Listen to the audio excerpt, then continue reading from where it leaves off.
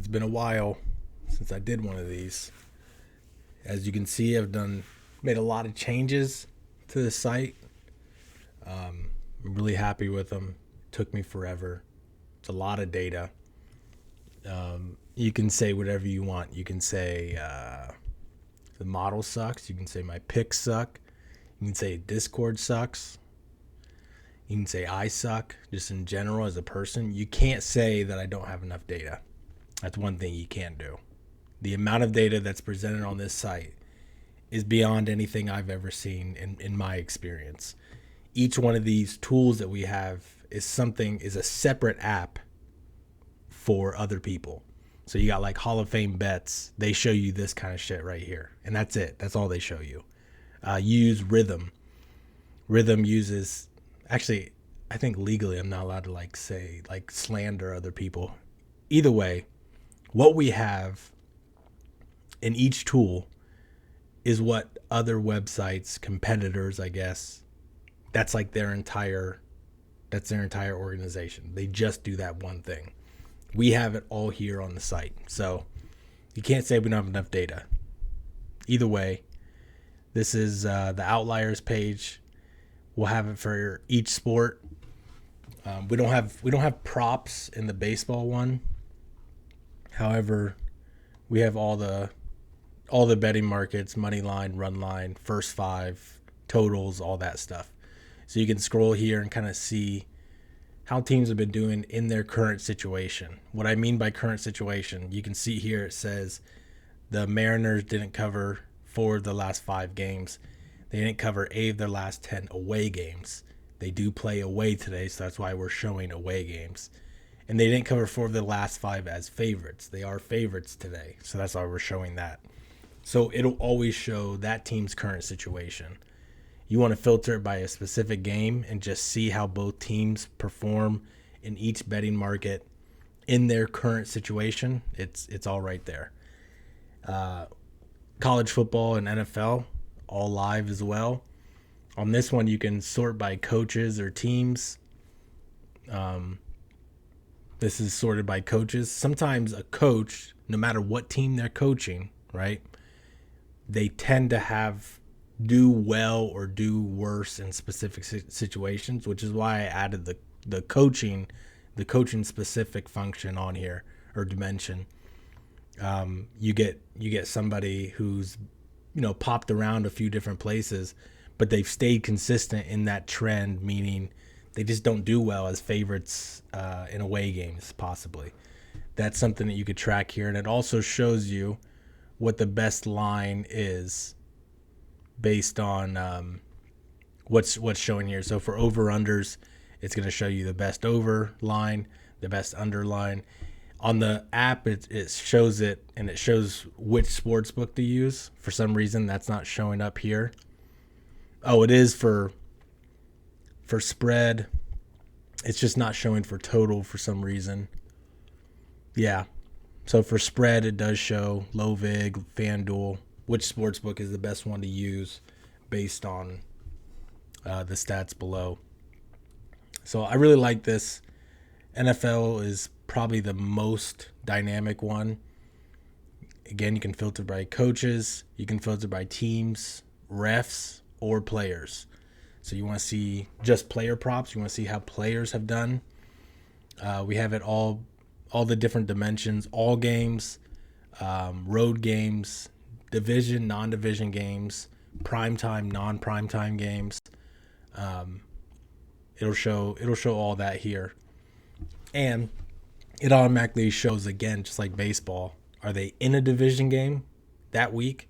If they are in a division game that week, it's going to show how they've done historically in division games. So, for example, Jalen Hurts, they're playing Dallas, and this is a dry run. This is week 12 of last year. So they're playing Dallas. He's gone under 3 of the last 3 games, 5 of the last 7 road games, and 5 of the last 7 division games. They're playing on the road. They're playing a division opponent. That's why it's showing that there. So a lot to digest here, but it's a lot of good data to use. Not just for player props, but for sides as well. Next is the historical analytics tool. I love this thing, man.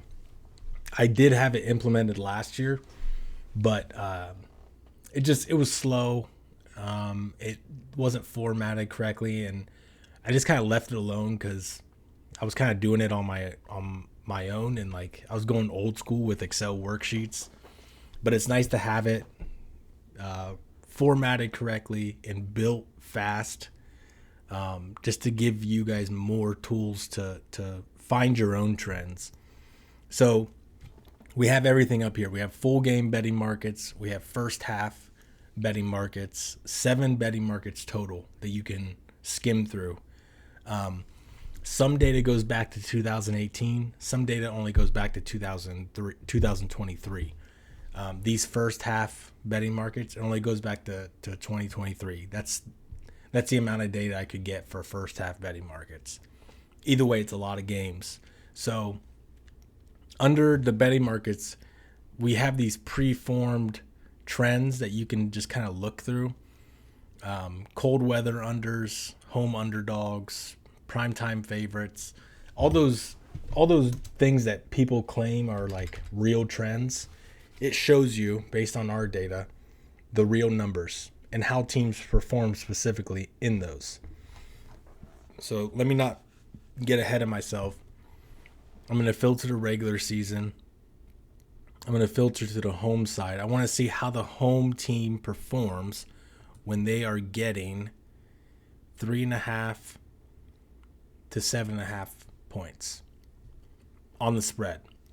So regular season, how do home teams perform when they are underdogs between 3.5 and 7.5? Really nothing too crazy. It's almost a 50-50 shot. Now, because of that, you'd be like, well, there's not much there. But you start looking at teams specifically. So you go down here and you look at the Giants, which isn't very surprising. When they're at home and they're getting 3.5 to 7.5 points, meaning they're plus 3.5 to plus 7.5, they've covered 37.5% of the time in 8 games. Now, it's not a huge sample size, but it kind of gives you an idea of just specifically how a team has performed. You want to do by coach. Look at the coach. You can see how many games they played. Did they cover? How often did they cover? By referee, I really like this one, especially for totals. Referees, to me, for totals is the way to go. You start looking at the referees to figure out your totals, you're going to be ahead of the game. So in this situation, it's same exact thing.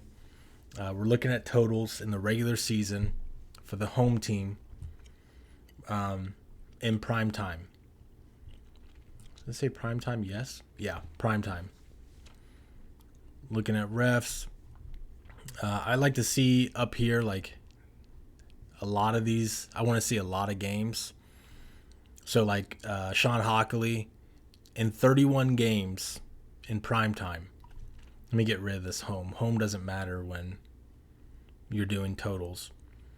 Sean Hockley in 31 games, 31 primetime games, it's only gone over 32.3% of the time. I would say that when Sean Hockley is reffing a primetime game, it would be, I don't know, I guess wise to take the under. Just based on this. I'm not saying it's a guarantee every time. I'm just saying, as you're researching, look at the ref. How has he done in the current situation of that game? And then you can also change it to when the total is set at a specific number. So 42 to 60. Let's do something a little more extreme. The average for NFL games are 42.5 to 43. So let's go when a primetime game is set to 47.5 to 60. Hockley doesn't even have it. He's never even been part of a game like that. Overall, the under has hit almost 60% of the time in a primetime game when the total is set between 47.5 and 60. That alone, to me, jumps out. out of 177 games. So it's not a small sample size. That's real. So that's just an example of how you can use this. You can filter it by weather, the venue. Make sure it's an outdoor game. When it's an outdoor game, it goes up to 60 in 111 total games. That's a 15.2% ROI right there. So that's just look at these. Some of these are small samples, but like Kansas City, 26 games played in this situation. And they've gone over 42.3% of the time. So, anyway, that's how you kind of build this. You filter it to find something that is actionable. To me, this is an actionable one. So what I'll do is I'll save it, and you name it whatever you want. Primetime unders. So I'll save this filter, and then what happens, I can reset all these filters. It's saved to my profile. What that means is that when I log in here, whether I'm on my app or on the website, I can come back here, go to these filters, and it'll pull the filters back up, and it'll show you the exact numbers. And each week they update, so it'll be different numbers each week, depending on what your filter is. And then underneath here, underneath the by team, by coach, by referee, is going to be the upcoming week's games that match your filters.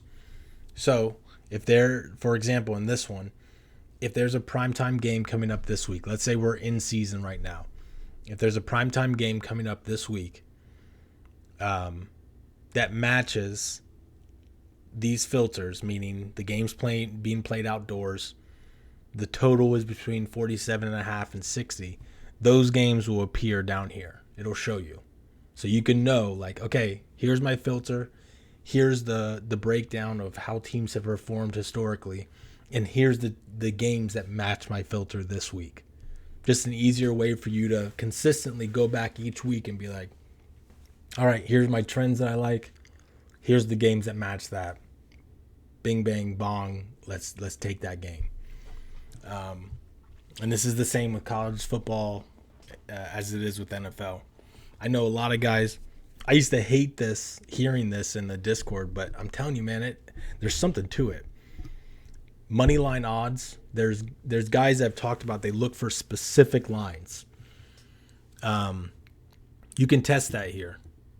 I have all the money, the closing line. I have all the closing line odds for games going back to 2018.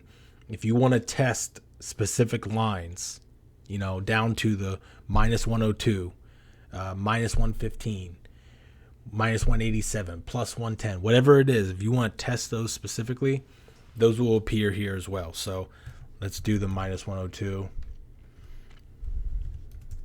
You'll just put minus 102 on. There's only, I still have the other filters on.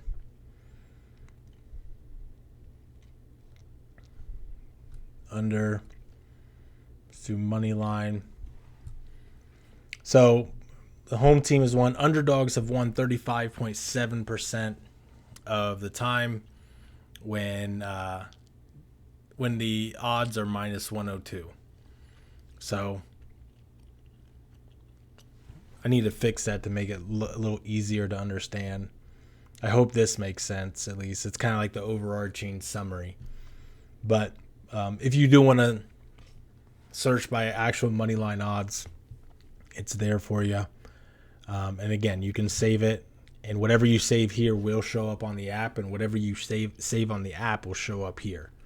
And I'm going to do this for baseball too. It's just taking a little bit more time. I was focused on doing it for NFL and college football because I think that's what people use it the most for. And then after that, I'll have it ready before the beginning of the next NBA season and college basketball. So it'll be every single sport. Every single sport will have this.